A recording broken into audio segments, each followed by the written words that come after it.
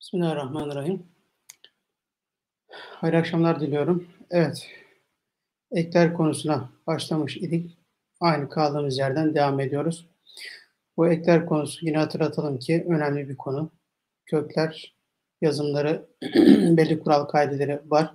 Eklerde ağırlıklı olarak belirli kurallar var. Yani kendi içindeki kurallar çerçevesinde ama bazen değişiklik arz edebiliyor. Bir de burada tabii ne var? Köklerle eklerin uyum meselesi var. Burası da önemli konularımızdan bir tanesi. Evet, hatırlayacaksınız geçen hafta yapım eklerinde kalmış idik. Oradan devam edelim. Bu bahsettiğimiz konular yani yine aklımızda kalacak meseleler. Yazarken bunlara dikkat edeceğiz. Yine ümit ediyorum ki bunları takip ederken İnşallah önümüzde bir kağıt, bir de kalemimiz vardır.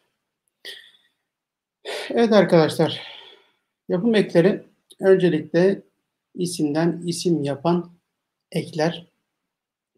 Bunlar biraz tabii teferruatlı gündemimize geliyor. Yani Türkçe ders anlatıyormuşuz gibi oluyor ki bu da Türkçe'de zaten, haddi zatında.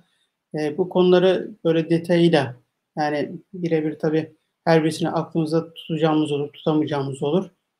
Fakat görüp ona göre yazabilirlik açısından, kolaylık açısından ki özellikle bu ekleri, daha doğrusu bu konuları ders olarak daha önceden bilenler varsa onlar için çok çok daha kolaylı olacaktır. Köklerde anlatmış olduğumuz bazı kurallar burada da birebir aslında geçerli bir cihetle bakıldığında. Bunun için söylüyorum. Mesela bakın şurada işte nedir? Yer, alet ve sıfat yapma eki demiş. Bunun içinde lık ve lik eki var. Sadece burada bunların klişe olduğunu, yani herhangi bir okuyucuya ihtiyaç duymadığı bilgisi bizde eklerde temel olarak var. Fakat kökte de anlattığımız üzere bakın ne var burada da kalınlarda kaf, incelerde kef. Şuradaki bilgi her türlü bizim için kıymetli. Bu aklımızda olsun arkadaşlar. Evet. Bakınız sağdan sağlık, samanlık, yolluk, iyilik, güzellik, gözlük. Burada ne yaptı? İsimden isim yapan ekler. Kalınlarda kaf geldi, incelerde ise kef harfiyle beraber gelmiş oldu. Lık, lik eki. Yine köklerde anlatmış olduğumuz bir konuydu belki ama ekler konusunda klişe anlamında çok daha kıymetli bir noktaya yerleşiyor burası. Şimdi meslek eki dediğimiz hangi şeyin arkasına getirirseniz işte ne var burada? Şurada küçük bir hata almış, birleşmemiş. Camcı, bezci, bak sucu, gözcü. Bunların arkasına gelmekle beraber okunuştaki nasıl geliyorsa, ince geliyorsa, işte A geldi, I sesi verdi. Burada E ile geldiği için İ sesi verdi. Burada U ile beraber U sesi, burada Ü sesi. Veya bakın aşçı, değil mi? Ç sesiyle bugün biz telaffuz ediyoruz ama burada ek her halükarda ne yapıyor? Kendisini koruyor. Yani cim ve y harfleriyle geliyor. Biz neyin arkasına getirirsek getirelim, meslek ifade edecekse bunun mutlaka cim ve y ile veriyoruz. Yani şuradaki seslerin ı, i, u, ü olarak değişmesi veya sesin kalın, sert sesli daha doğrusu gelmesi işi değiştirmiyor. Ne yapıyor? Bunların her birisine cim ve y ile getirmiş oluyoruz. Burada tabii mesela bizim köklerde hatırladığımız, daha doğrusu kelime sonlarındaki u, ü sesleri ek olarak gelirse hepsi y ile yazıldığı konusunda belki burada hatırlatılabilir. Hemen aşağıda da zaten yine buna değinen bir nokta var. Olumlu sıfat eki. Ispartalı, bakın sevimli, şurada bir hata olmuş arkadaşlar, birleşmemiş. Bu birleşmediğinden değil, hatayen yazımda bir sıkıntı olduğundan dolayı. Tuzlu, bakın ölümlü, tatlı, uykulu. Burada yine her birisinde ses hangisi olursa olsun I, I, U, Ü ne yaptı? Lam ve Y ile gelmiş oldu. Evet, Ekler için kullanacağımız en klişe kelime eklerin klişe olduğu meselesidir. Ama yeri geldiğinde bakın şurada lık, dik, dedik, kalın ve incelikte bir ayrım yapmış olduk. O da dikkatinizde olsun lütfen. Olumsuz sıfat ekinde ise bakın yine ses ı olur, i olur, u olur, ü olur. Hiç fark etmez. Neyle? Sin ve z ile. Olumsuz. Evet. Sız, sus, siz. Issız, sessiz, sonsuz, öksüz, susuz ve gönülsüz dediğimizde her birisinde sin ve z ile bunu göstermiş olduk. Burada hatırlamamız gereken noktalardan bir tanesi nedir arkadaşlar? Eklerde S seslerinde ne gelmiyordu? Sat harfi gelmiyordu veya T seslerinde T harfi gelmiyordu. Burası da yine dikkat edeceğimiz konulardan bir tanesi olacaktır. Ve bakın yine burada ne yaptık? Herhangi birisindeki şu sesleri yani ı, i dediğimizde, u, ü dediğimizde y veya u, vav'ı getirmemiş olduk. Niye? Çünkü ekimiz bu. Kelimemizin arkasına sadece bu eki ekleyerek ne yapıyoruz? Olumsuz sıfat yapmış oluyoruz kelimemizin. Evet.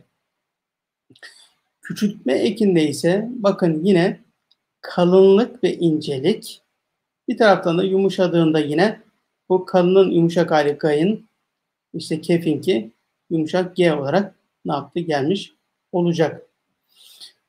Bunun da böyle kullanımları olduğundan dolayı. Mesela ufak ufacık, bir biricik, kuzu, kuzucuk, küçük, küçücük, çocuk, çocukcağız, köy, köyceğiz gibi bakınız ekler gelmiş oldu.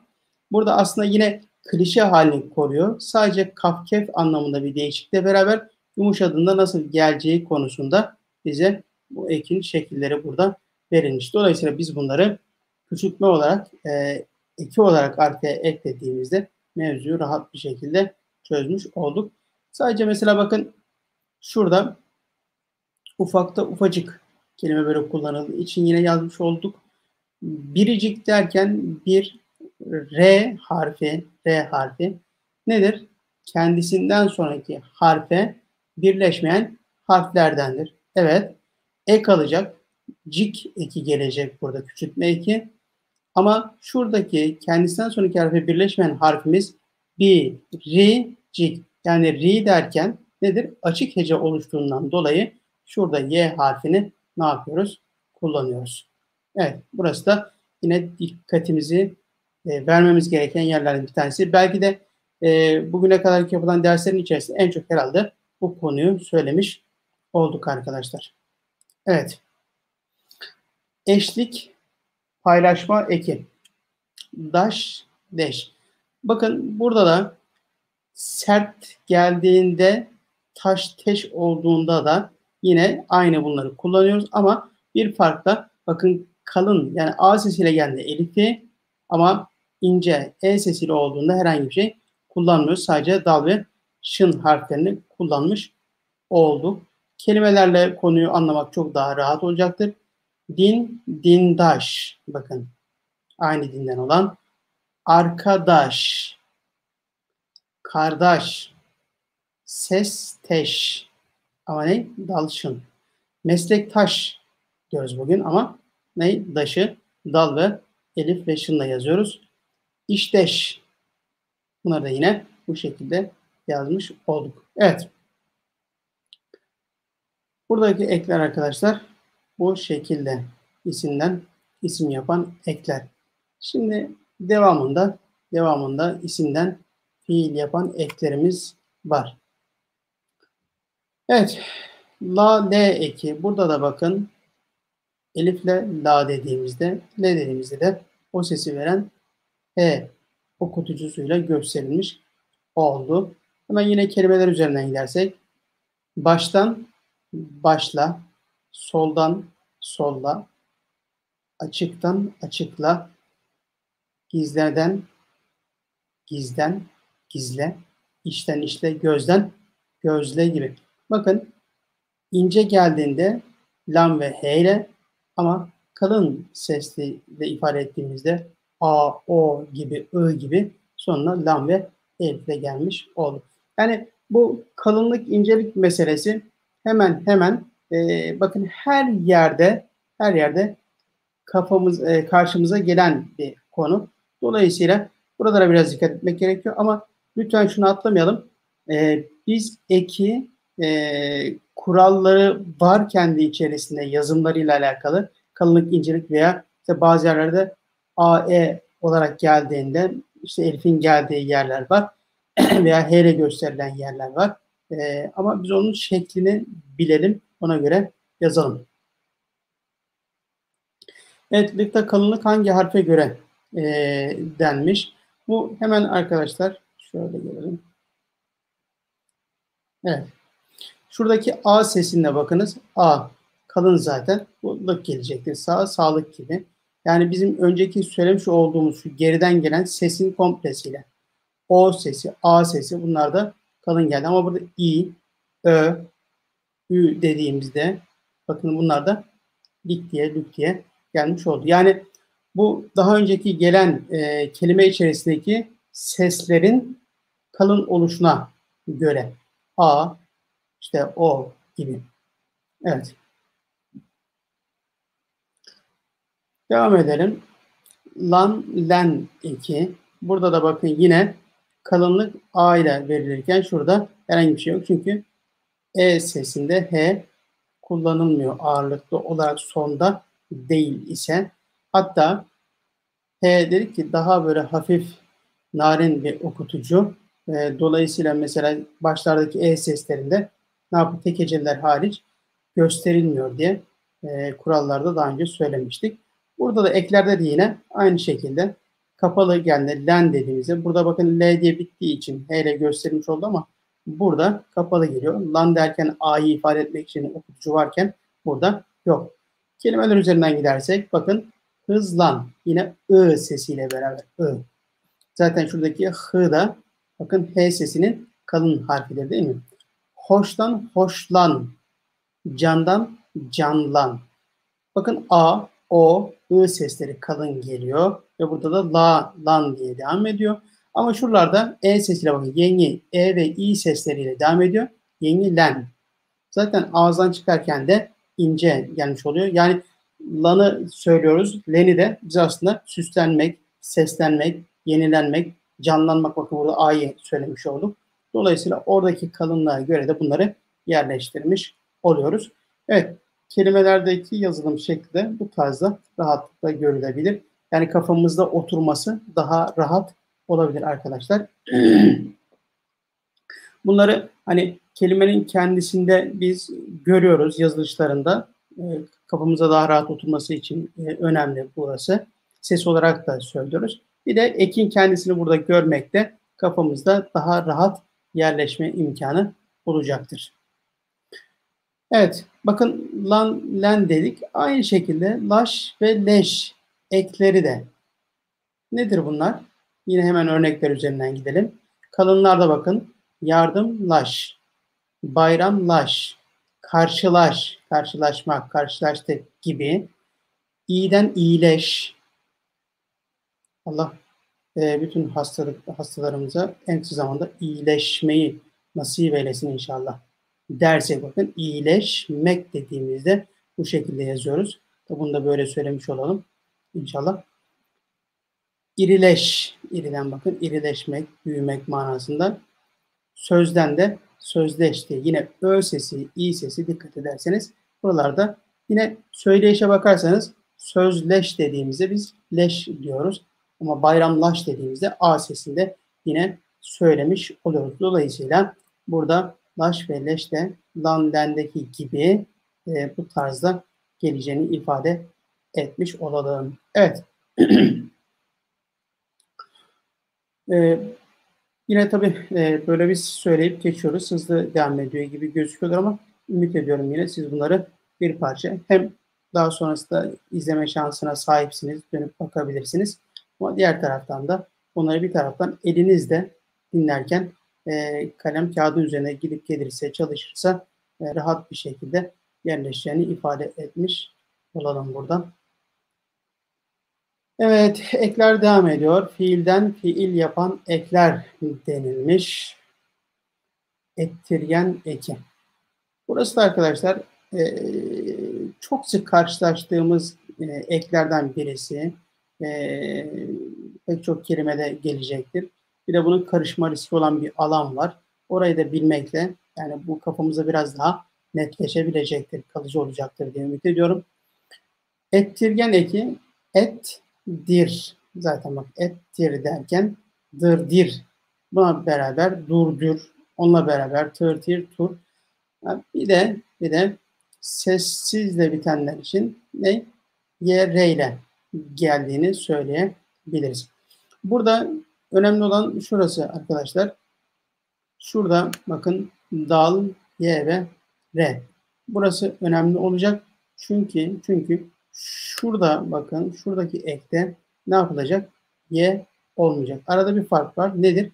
Şuradaki ettirgen iken buradaki bildirme ekidir. İsim cümlelerinde gelen ektir. Bunda Y yokken ama ettirgen olanlarda Y gelecektir. Nasıl mı? Hemen gelelim. Şimdi şu ikisinde bakın arkadaşlar ne var? Şurada şu ikili de sessiz de biten yani yatmak derken yatır. Yattır demiyoruz değil mi? İçmekten içir derken şurada koşmak buradaki ek ne? Koştur. Şurada konuştur. Bakın ek şurada konuşmak olarak bitiyor. Sonrasında ettirgen ekimiz geliyor. Konuştur.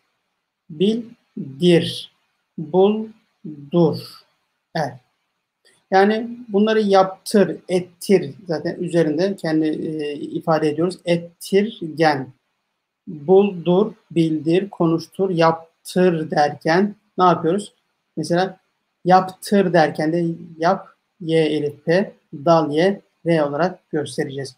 Yine bakın şurada hemen az önce söylediğimiz gibi bunun bildirme ekinden farkı aralarında bunda y varken bu aşağıdakinde yani bildirme ekinde y yok. Nasıl? Mesela burada buldur dedik değil mi? Evet. Mesela nedir? Şurası. Var mı şurayı okuyan arkadaşlar? İlk kelimeyi. Şuradaki kelimeyi okuyan var mı? Takip edenler bir yazabilirlerse. Aradaki farkı anlamak konusunda. Bakın okurken de faydası, yazarken faydası olduğu gibi bunların okurken de faydası var. Nasıl okursak bildirme eki olur. Var mı yazan? Yazacak. Ben söyleyeyim mi? Evet henüz gelmedi. Yazan çıkmadı. Şunu okuyalım mesela. Bir sonraki. Uzundur. Bakın bildirme uzundur. Bu uzundur. Çalışkandır. Bu bakın. Şurada koştur demiştik. Burada bildirme eki olacak. Şuradaki gibi. Bunu da rahat okuyabilirsiniz. Yukarıda bunların ikisinin farklı yazılışları olduğu için sizin bulmanızı ve yazmanızı arzu ediyorum. Varsa okuyan. Şurada bakın yoktur derken yoktur.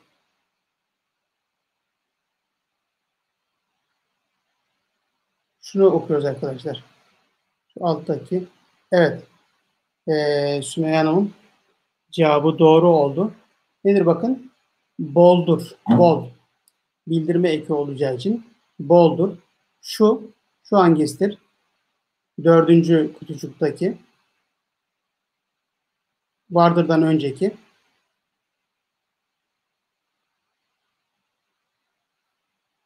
Şurası. Şunu okuyan var mı?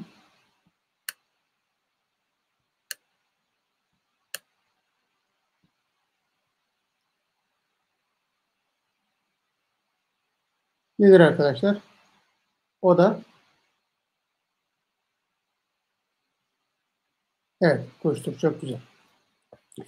Yani sizin yazmanızı arzu ettim. Aradaki fark anlaşılması noktasında. Çünkü bakın buradaki bol olduğunu ifade etmek için ama burada buldur diyoruz bakın. Sadece şuradaki ettirgen ekinden rahat bir şekilde, yani daha doğrusu hızlı intikalle belki cümle içinde daha rahat okuyabilirsiniz. Bunun ettirgen olduğunu biliyoruz. Yani dal diye R ile geldiği için. Dolayısıyla bizim okumamıza ciddi bir kuvvet veriyor bir anda. Fakat şuraya geldiğinde böldür deseniz bu da ettirgen okuyor. Bölmekten böldür diyorsunuz. Ha, değil. O zaman ne olacak? Buldur yukarıdaki de değil. Demek ki bol. Boldur diye okuyabiliyorsunuz. Şurada koşturmak bakın. Ken şuradaki koşturmakken ek, ama şuraya geldiğinizde koştur olmuyor. O zaman nedir? Kuş dur. Eyvallah. Yani PÇTK geldiğinde buradakilere nedir? T gibi koştur diyoruz ama yazarken dal R ile yazıyoruz. Buradaki dolayısıyla kuştur. Evet, kuştur yukarıdaki koştur. Aradaki farkı zannediyorum biraz daha net fark etmiş olduk. Şimdi bunu niye üzerinde duruyorum? Bu tip şeyler ara ara geliyor, bakın dikkat ederseniz. Diğeriyle karışma ihtimali olan şeyler. Yani yazarken karşımıza çıktığında bizim kafamızda bunun ettirgen eki olduğuyla alakalı bilgi olursa biz evet bu şekilde yazılıyor demek daha rahat olacaktır. Haddi zatında mesela şu bilgiden sonra siz yazmaya kalktığınızda kafanız bir taraftan şu diyecek: ettirgen mi, bildirme eki mi? Bu canlanacak kafa. Bu canlanıyorsa zaten konu komple temelden bitmiştir, çözülmüş demektir. Bu aradaki farkın ne olacağıyla alakalı bilgi, siz bunu yazarken kafanızda o iki cümle beraber gelip de hangisiydi acaba derseniz, bunu söylediğinizde bakın ne yapıyorsunuz? Konuyu aslında çözmüş oluyorsunuz. Dolayısıyla şuradaki bu değerlendirme bu açıdan önemli. Bunu da kafamıza bir yere bu anlamıyla not etmiş olalım. Çünkü bir mesele şu, bugün karşılaştırdığımızda özellikle mesela işte PÇTK veya SSS şeyden sonra gelen D sesleri bugün ne yapıyoruz? T sesiyle okuyoruz. Kuştur diyoruz veya koştur diyoruz mesela. Halbuki biz bugün böyle telaffuz ediyoruz ama aslında bu ekin yazılımı, klişe hali nedir? Dal ye R'dir. Bunu biz bir tarafta tutuyoruz. Aklımızda bu var, kafamızda bu var. Bunu yazarken bu gelecektir. Bir süre sonra bunu göreceksiniz. Yani bu hangisiydi diye o ayrıma, o iki cümleden hangisi olduğuna karar vermeniz gerekecek. Şunu yine ifade edeyim. Yani benim zevk ettiğim konulardan bir tanesi yazarken özellikle Osmanlıcanın en güzel taraflarından bir tanesi bu. O iki cümlede siz yazarken zihninize geliyor ve hangisiydi acaba diye soruyorsunuz. Çok kısa bir zamanda bunu yapıyorsunuz ama bunu soruyorsunuz. Bu kıymetli bence ve orada bunun ne olduğunu fark ediyorsunuz. Fark ediyorsunuz. Evet, bu budur diyorsunuz ve ona göre yazıyorsunuz. Yani beyni daha iyi çalıştırmak bilemiyorum. Güzel bir durum olsa gerek. Bu konuya katkı sağlayan. Evet, katkılarınızdan dolayı teşekkür ediyorum bu arada. Sizlerin katılımı da bu açıdan önemli. Evet, kapat. Şuradaki T eki var. Aramaktan arat. Oynamaktan oynat. Üşümekten üşüt. Belirmekten belirt. Uyumaktan uyut. Kapamaktan kapat diye fiilden fiil yapan ekler var. Burada bir şey olabilir farklı. Mesela ara, oyna, üşü diye bu tarzda biten kelimelerimiz varken bir de izlemek, beklemek, söylemek gibi bakın. Evet. Nelerimiz var? Kelimelerimiz var. Dolayısıyla buralarda ne yapıyoruz? T'yi terk ediyoruz. Söylemekten söylet derken bakın T terk edilmiş. Beklemekten bekle diyor bitiyor. Bunun mastar hali ama biz bunu beklet dediğimizde T geldiğinde buradaki ise H okutucumuz düşüyor. Yine izlede de izlet derken düşüyor. Evet. Biz burada T'yi yazarken, eklerken bunları korumuyoruz. Bunları düşürüyoruz. Yani H'ye dikkat ederseniz bu tarzda çok geldiği yerler var. Geniş zaman 2'de de mesela izler dediğimizde de yine ne yapıyorduk? Onu düşürmüş oluyorduk. İşte ilk hecede E sesi varsa H'yi orada koymuyorduk, terk ediyorduk gibi. H'nin böyle bir tarafı var. Edilgen eki nun ve lam harfleriyle NL sesleri nedir? Aramaktan aranmak, bilmekten bilinmek, görünmek, yazılmak, açılmak, süzülmek gibi bakın bu tarzda ne var? Sesliyle biten yerlerde direkt N sesini getirdik. Affedersiniz. Ama diğerlerinde mesela bilmek, bilin derken burada hangi sesle geliyorsa o şekilde Y koymuş olduk. Burada öyle geldiği için vav okutusu bundan dolayı vav okutusu koymuş olduk. Yine diğerlerinde de hakeza oradaki gelen sese göre önüne ne yaptık? Okutucu koymuş olduk. Ama sesli ile biten yerlerde sadece kendisini ne yapmış? Koymuş olacağız. Bu da bir aklımızın köşesinde bulunsun. Edilgen meçhul eki böyleyken bir de mutavat dönüşlülük ekimiz var. Yine o da N sesiyle veriliyor. Nedir mesela? Bakmaktan bakınmak. Bu dönüşlülük mutavat dediğimiz konu ne? İşin failin üzerine dönmesi. Bakınıyor değil mi? Kendisi o işi yapıyor. Kendi üzerine fiil devam ediyor. Sevmekten sevinmek. Yakmaktan yakınmak. Görmekten görünmek. Bulunmak. Efendim gezinmek gibi. Evet. Burada tabii işte göründüğü görüldüğüyle görünmek dediğim kendi kendine işte ne yapıyor? Bu şeyin üzerinde fiil kendi üzerinde devam ettiği süreçler için kullanılan bir ek. Arada böyle bir fark var. Bu da için Türkçe'ye bakan bugünkü imlada da karşımıza çıkan bir konusu. Fakat burada bakın arkadaşlar bu dönüşlülük ekindeki nun harfiyle diyor ki bize ikinci çoğul şahıs yani emir kipindeki nazal nunla karıştırmayın. Bizde ne vardı? Hatırlayacaksınız. İkinci tekil ve çoğul şahısların mülkiyet ve fiil eklerinde nazal nun yani bu üzerine 3 nokta gelen kef harfi öne çıkan bir konu idi. Şimdi burada bakınmak, sevinmek, yakınmak derken bu dönüşlülüğü ifade eden nun harfi yine şu işte gelişteki sese göre bir ekle beraber yani okutucuyla beraber işte bakın derken kaptan sonra ı sesi olduğu için y ile gelmiş. Şurada gör derken öyle devam ettiği için ü'yü gösteren yine vav okutucusuna gelmiş gibi. Ama siz olduğunda siz yani ikinci çoğul şahsın emiri. Şimdi bakın diyoruz. Bakın. Yani etrafa bakın. Kim? Sen. Bakınmak. Yani buradaki kelimenin artık kökü. Bakmaktan bakınmak olmuş. Yani bu kök. Bakın.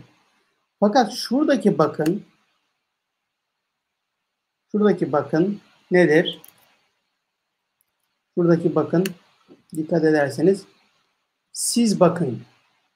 Siz şuraya bakın. Bakmak burada kök ama ikinci çoğul şahsa emir kipine geldiğinde siz işte bilgisayara bakın dediğimizde nedir? Bu şekilde yazıyor. Ama kök olarak bakın burada artık ekle beraber geldiğinde bu kelimenin kökü olmuş ve diyor ki bakınmak. Masları bakınmak. Makı attık emir kısmı kaldı. Bakın. Yani sen etrafa bakın. Sen. Sevinmek diyoruz. Mek'i attık sevin kaldı. Kelimenin kökü bu. Fakat şurada siz sevin dediğimizde bakın burada nazal nunla geliyor ama sevinmek sen sevin dediğimizde ne yapıyor? Kelimenin kökü itibariyle. Bakın bunu şeyle karıştırmıyorum arkadaşlar. Şu üsttekiler kök.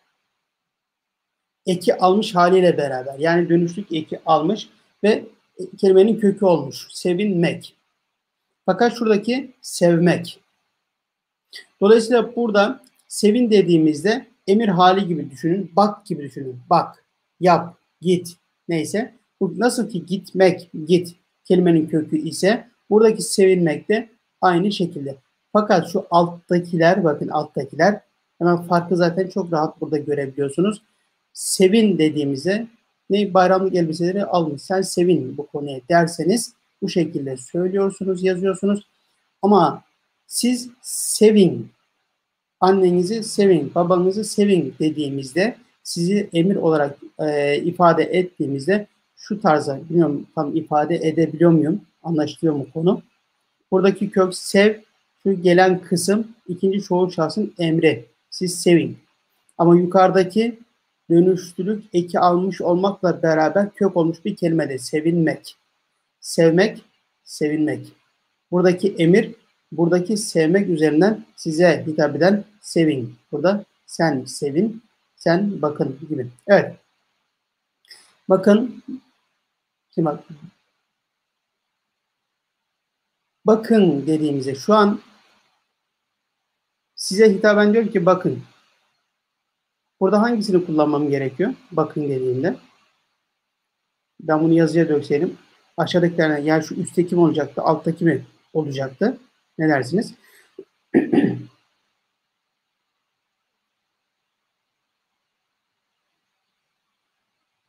Evet, var mı cevap verecek?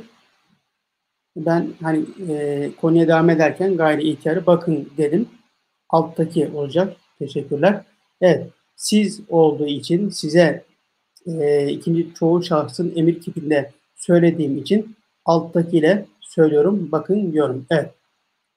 Burada da bilmekten bilin. Bakın, evet bakın giderken bu da bayağı oturdu dilimize. Şurada gördüğünüz üzere görünmekten görün, görün. Ama şurada görmekten görün, siz görün. Bulunmak, bakın burada bulmak değil kök, burada bulunmaktır kök. Mutavat eki almış haliyle beraber. Dolayısıyla bulun ne? Sen toplantıda bulun, sen derste bulun dediğimizde bu şekilde yazarken, siz arayın ve bulun dediğimizde bakın bulmaktan bulun siz. Evet. Dolayısıyla şu şekilde yazmış oluyoruz. Burada gezin. Sen çık işte parka, orada gezin dediğimizde gezinmekten bu şekilde yazarken siz gezin dediğimizde ne yapıyoruz? Bu tarzda yazıyoruz. Bakın yine e, basit bir konu gibi gözüküyor. Fakat aradaki fark ne kadar net değil mi? Yukarıda dönüşlülük ifade eden kelimelerle beraber baktığımızda nasıl nunla ve bunu destekleyen, işte oradaki sesi veren okuyucularla beraber gelirken, kelimenin alttaki yazılış şekli, kök hali ve onun üzerine bina ettiğimiz siz, yani ikinci çoğul şahsı emir kipiyle söylediğimiz iki yazılış hali. Arada çok küçük bir fark var, nüans var ama ne yapıyor? Olaya bakın ne kadar net. Sadece ne olduğunu bilmekte işi çok rahat bir şekilde çözmemize katkı sağlayan bir husus olarak çıkıyor. Bu da hani zevk edilesi kısımlardan bir tanesi diye söylemiş olalım. Evet. Yani insan tabii şöyle beraber değerlendirdiğinde, şuradaki aradaki o farkı anlayarak gittiğinde böyle üzerinde durup konuşası, belki bu örnekler daha da çoğaltılabilir, yapılası geliyor diyelim. Evet, devam edelim. İşteşlik eki, bu da ş sesi dolayısıyla şınla gösteriyoruz. Anla, anlaş, gül, gülüş. Burada bakın sesliyle bittiği için direkt şın harfini getirmiş oluyoruz. Ama şuralarda gülmek diye bittiği için şuradaki okutucuya benzer, yani ü sesini destekleyecek o sesi veren vav okutucuyla beraber geliyor. Kapmaktan kapış, bakın burada da ı sesi olduğu için y okutucu geldi. Bölmekten bölüş, yine ü sesi için vav geldi. Dönmekten dönüş, yine ü sesi için vav geldi. Koşmaktan koşuş. Yani şurayla beraber değerlendirmek lazım.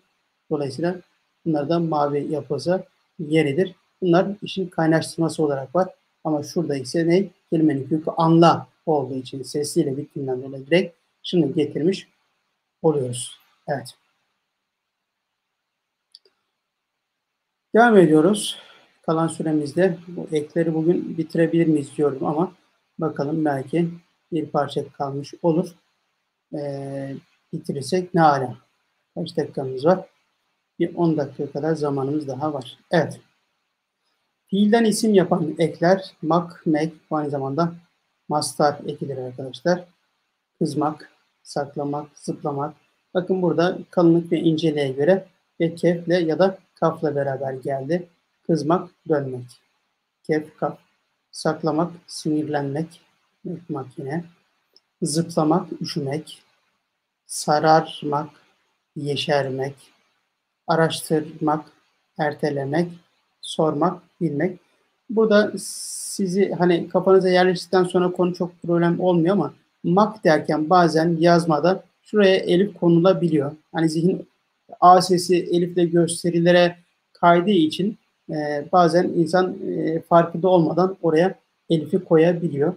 Sadece yine burada işte mastar olduğu konusu kafamızda yer eder de o an zihnimize gelirse o konudan kurtulabiliriz. Ama tabii işte insan kendisini kaptırmış bir şekilde o an aklınıza A sesi işte elifle geliyor gibi öncelik alıp kazanırsa yazabiliyorsunuz. Belki ona dikkat etmek lazım. Onun haricinde herhangi bir sıkıntı yok. Şu konu çok da geçti daha öncekilerde de. Bakın makmek işte burada yumuşama olduğunda kaf gayına döner. Kef de yumuşak G'ye döner. Buradaki yumuşak G'yi neyle gösteriyoruz? İnce olanı çift çizgiyle gösteriyoruz. Bu da zaten gayın harfiyle gösterilmiş oluyor. Bir de burada hafifleştirilmiş mastar meselesi var. Makmek, mema biliyorsunuz. Mastar ve mema ikisi de mim ve he ile gösterilir. Şurada bizim dikkatimizi bir şeye çekiyor. Buradaki mema neyle karıştırılmamalı? Olumsuzluk ekiyle.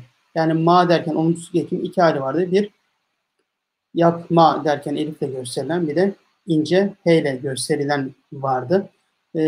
Bize diyor ki bunu karıştırma olumsuzluk ekiyle. Neden karıştırma diye söylüyor. Mesela bağışlama derken şuradaki bakın olumsuzluk değil mi? Şuradaki ma. Arkasından gelen ama olumsuzluğun üzerine bina edilen mastar eki bağışlamama. Gezmeme burada da taze göstermiş. Bunlar olumsuz olanlar arkadaşlar. Şimdi mesela burada donanma. Evet. Çalışma, tanışma, yazma, okuma. Bakın şimdi buradakiler normal şartlarda olumsuzluk olsa ne yapacaktı? Elifle yazılacaktı ama buradakiler nedir? Mastardır. Donanmaktan donanma. Yani teçhizatlanma manasına. İşte çalışma. Mesela çalışma masası dediğimizde ne yapıyoruz? Bu şekilde yazacağız. Veya danışma dediğimizde yine bu şekilde yazmış olacağız. İşte tanışma dediğimizde, işte yazma dediğimizde veya okuma masası, okuma kitabı dediğimizde şu şekilde yazıyoruz.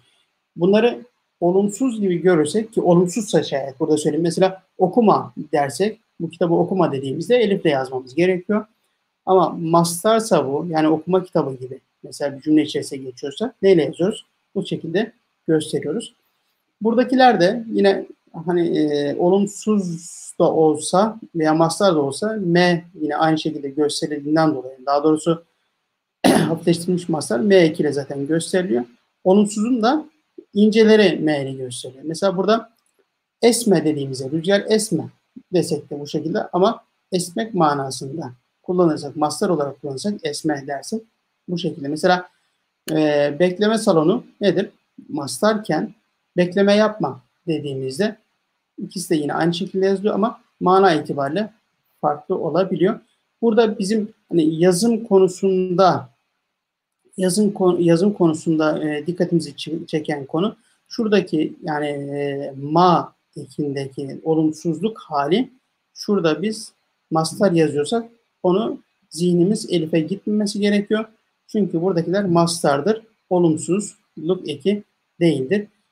Daha önce de hani bunu bir irdelemiştik. Üzerine biraz bakmıştık. Neydi o? Okuma ve danışma kelimeleri üzerinden gitmiştik. Bir yere gidiyorsunuz mesela. Şimdi gerçi bizde de İngilizce çoğaldı. Ne hikmetse demeyeyim de çoğaldı yani. Information falan böyle yazanlar da oluyor değil mi? Bilgi alacaksınız, bir şey soracaksınız. Danışma yazıyor orada masanın önünde. Latin harfle bugün yazdığınızda her halükarda neyle görüyorsunuz? İşte e, mastar veya emir. Mastar olarak yazılmış ama o çok ayırt etmek neyle bildiğimizden dolayı söylemiş oluyoruz ama Osmanlıca konusu mesela danışma yazdığınızda H ile yazarsanız o mastardır. Yani gelip buraya danışabilirsin demektir. Veya okuma yazıyorsa, mastarsa nedir? Ha, bu okuma yapılacak bir şeydir. Müsbet manayı ifade eder, çağrıştırır. Ama olumsuzsa elifle yazarsınız, okuma dersiniz. Ha, bu okunmayacaktır. Veya danışma diyorsa burası danışılacak yer değildir dersiniz. Yani bugün mesela bazı evler var. Bir kısımda kiralık yazıyor. Bir kısımda kiralık değildir yazıyor. Neden? Çünkü onun olumsuzunu değildirle beraber karşılayabilir. Ama bu danışmada şu an için hani Latin harfte ifade etmeniz mümkün değil. Bunu bir kıyas olsun diye illa söylemiyorum. Buradaki farkı hani anlaşılması cihetiyle söylüyorum. Olumsuzlardaki elifi yani görüyoruz net bir şekilde olumsuz eki olduğunu veya emre ait bir şey olduğunu anlayabiliriz ama buradaki mema için tabii olumsuzluk yerinde emir olursa da kelimenin sonuna gelen elif harfi C ile bahsedilebilir. Şuradakilerde ise H ile gösteriyoruz. Şurada dikkatinizi çekecek bir konu. Bunu özellikle son dönem belgelerde veya belgelerin diğer farklı kısımlarında da görebilirsiniz. Şurada bulunması derken işte dinlemelere bakın. Şuradaki gibi meleri derken H'nin işte gelmesi derken veya şuradaki bulunması derken bunların terk edildiğini görebilir. Şu şekilde yazıldığını görmüş olabilirsiniz. Bunları terk etmezseniz mastar olduğunu bilinebilir. Terk etseniz de bu şekilde bunlar problem değildir de diyebiliriz. Terk etmemek tabii daha önemli olur. Bunu şunun için söylüyoruz. Yani yazım meselelerinde yazarken elbette ki elin hızlı cihetiyle çalışma yapılmış, belli bir kural alımından mutlaka bina edilmiş ve o şekilde ortaya konulmuş. Bunların ayrıştığı yerlerde mutlaka dikkat edilmiş arkadaşlar, bu önemli. Mesela bugün hukuk metinlerin çoğu Osmanlı Türkçesinde kullanılan Arapça, Farsça kelimelerin içerisinde bulunmuş olduğu kelimelerden müteşekkil. Ve oradaki hani hata kaldıracak şeyler değil. Çünkü şuradaki olumsuz mastar mı manası bile için rengini değiştirirken ettirgen ve bildirme ekimi bu kafamızı karıştırdığı yerde elbette ki bir hukuk metninde bunu farklı yorumlarsanız başka tarafa çıkabilir iş diye bunların yazım halleri mutlaka etkili olmuş. Kullanılan oradaki kelimeler o anlamı cihetiyle buraya e, yani adaletsizlik anlamında bir terazi ortaya koymuş. Dolayısıyla burada hani imla meselesi laletten ya öyle de böyle de yazılıyor manasında değil. Şu yukarıdan beri anlata geldiğimiz bütün meselelerde bir kural kaydı var. Fakat bu tarzı kullanımların özellikle manaya, anlaşılmalara zarar vermeyecek şekilde karşımıza çıktığını görebiliyoruz. Evet, burada da ış, iş, uş, üş eki. Yine burada da bakın ı, i olduğunda y ile efendime söyleyeyim u, ü olduğunda da neyle? Vav'la geldiğini görüyoruz. İşte nedir? Alışveriş. Çok bildiğimiz kelimeler ama ek olarak belki bu tarzda değerlendirmiş olabiliriz. Almaktan almak, işte vermek, veriş, bulmaktan buluş kelimesi, görünüş, geliş, gidiş gibi bakın y ve şınla gösteriliyor. Haddi zatında şunu diyebilirsiniz. Ya zaten biz bunu hani bilsek de bilmesek de bu tarzda yazabilirdik. Yani oradaki i sesini y ile gösteriyor. Buradaki ü sesini vav'la gösteriyor. Doğrudur. Ama ekin kendisi de budur demek. Bunu bilmek anlamında önemli olacaktır. Evet arkadaşlar. Şöyle yapalım. Bu biraz daha böyle devam edecek. Biz burada bırakmış olalım. Şöyle yapayım da. Burada kalmış olalım. Evet. Şimdi ekler konusu da önemli. Kök konusu da önemli. Bunların nasıl birleştiği konusu da önemli. Hatta zatında Türkçe asıllı kelimeler için kök meselesi anlattığımız konular üzerinden değerlendirdiğimizde bu şekilde tamamlayabilmekle beraber ek konusu ister kelime Farsça olsun, ister Arapça olsun, ister Türkçe olsun, ister yabancı dillerden, farklı dillerden gelmiş olsun, onların arkasına da bu ekler gelebildiğinden dolayı ekleri ve birleşme şekillerini bilmek, eee, yazarken bizi ciddi manada ne yapacaktır? Belli bir düzene sokacaktır. Bundan dolayı da buradaki ekleri zaman zaman biraz fark etmek, ona göre davranmak önemli olur ve mutlaka, kalemi kullanmanızı ben tekrar tavsiye ediyorum ve, bugünlük bu kadar diyelim. Haftaya tekrar buluşmak temennisiyle hepinize hayırlı akşamlar diliyor. Teşekkür ediyorum. Allah'a emanet olunuz.